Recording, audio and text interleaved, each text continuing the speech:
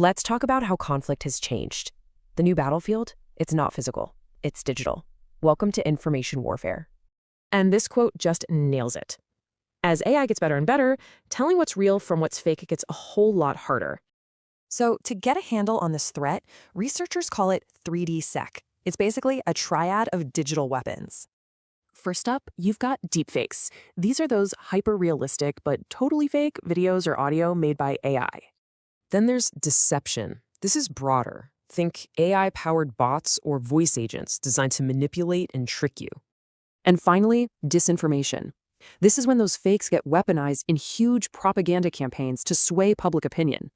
Now, this isn't just about online tricks. In conflict zones, this stuff has severe real-world consequences. You can see the damage here. Deepfakes target leaders, but disinformation, that goes after entire populations to create chaos. And these threats don't exist in a vacuum. They're all connected, creating this complex web of deception. So the big question is, right? If you can't always trust your eyes or ears, how do you fight back? Well, researchers have a new tool for this. It's called the W6D3 model. Think of it like a detective's toolkit. It's all built around 6 simple questions. These W questions are the backbone for investigating any piece of media. It gets you asking the right stuff. Why? Where? When? Who? Which sources? And what's the actual impact? Okay, let's see this thing in action with a real-world case from the ongoing conflict in Cameroon. So they analyzed a piece of fake news. See the high scores? Those are for verifiable facts like where and when. But look here, the scores for why and what, the motive and the claim, are super low. That's the tell. And that's how it works. It neatly separates what's a verifiable fact from what's just manipulative speculation. And here's the really cool part. This detective's toolkit isn't just for experts or journalists. It's for everyone.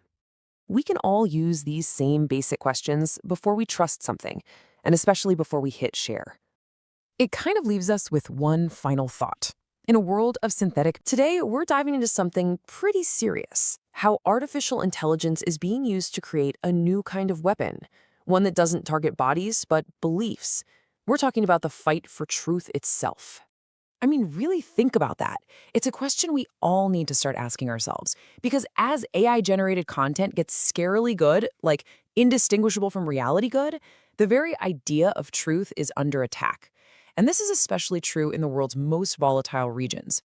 So let's talk about warfare's newest weapon. You know, the front line isn't just physical anymore, it's digital. The goal isn't just to win a battle with soldiers, but to completely manipulate what people believe. It's about destabilizing governments and creating pure chaos, all by destroying trust. To get a handle on this new battlefield, you gotta know the enemy. And researchers have given this threat a name: 3D Sec. Think of it as a 3-pronged attack on reality itself, mixing hyper-realistic fakes with psychological manipulation and just plain old coordinated lies. All right, so let's really break down this 3D Sec triad. It's not just one tactic we're dealing with, but 3 different elements working together to totally distort what's real. And here's the thing, these threats don't work in isolation. They're all connected. You might have a deep fake that fuels a huge disinformation campaign, which then gets amplified by botnets and other deceptive tricks. It's a complex web, and it's designed to have maximum impact. Okay, let's make this concrete. A deep fake isn't just some funny face swap video. In a conflict zone, it could be a fake surrender statement from a president, totally designed to crush morale. Deception? That's not a simple trick. It's a fabricated email made to look like it's from a trusted ally that leads troops right into an ambush. And disinformation isn't just a rumor. It's an entire network of bots spreading fake news to literally tear a society apart at the seams. So here's the most important point. The real goal of 3D Sec is to make it impossible to know what's real. Because when trust collapses, trust in your government, in the media, even in what you see with your own eyes, a society becomes incredibly vulnerable. And that's when things can completely unravel. But how do you fight a weapon that targets truth itself? You can't shoot down a lie, right?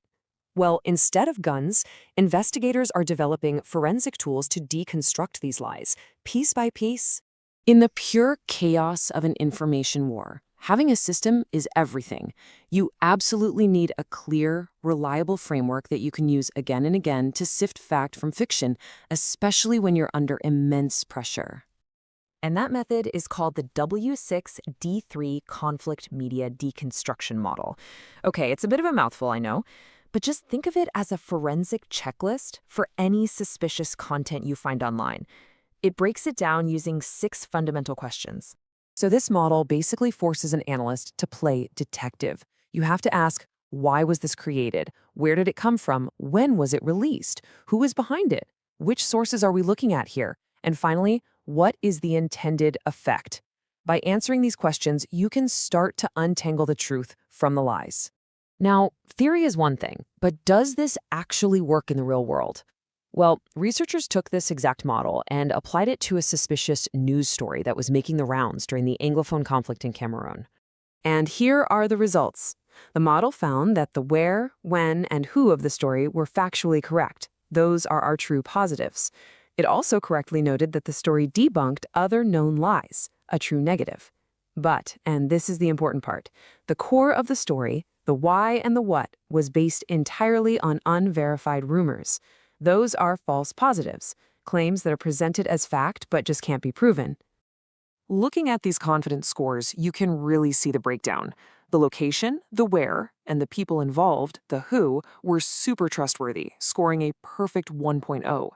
But the alleged motive, the why, only scored a 0.5. That's a huge red flag that we're dealing with pure speculation. This is how you start to separate the facts from the fiction. This chart, which is called a confusion matrix, kind of gives us the final scorecard. You can see the model got a lot right. It correctly flagged 3 true elements and 1 false one. But it also shows you the challenge here. It got tricked by 2 speculative claims and marked them as true. And this really highlights why having a human expert is still so important. So what's the bottom line? An accuracy of 66.7%. Now that's not perfect for sure, but think about what it means. This model provides a crucial first line of defense. It caught 2/3 of the deceptive elements in a pretty sophisticated disinformation campaign. That's a huge deal. And look, this isn't just a problem for conflict zones. The same tools, the same tactics, they're being used everywhere. Which brings us to the bigger picture. What does this fight for truth really mean for all of us? And this might be the most chilling part. The real danger isn't just that we'll believe the fakes. The bigger risk might be something called the liar's dividend. That's where bad actors can dismiss real evidence as fake, and we no longer have a way to tell the difference. This puts everything at risk, from journalism to the justice system. So what's the solution? Well, there's no single silver bullet. Instead, it's about building a multi-layered defense. We need better media literacy for everyone, fact-checking that understands local culture, empowering community groups, creating clear legal rules, and, this is critical, always keeping a human expert in the loop with any AI detection tools. And that leaves us with the ultimate question, doesn't it? The technology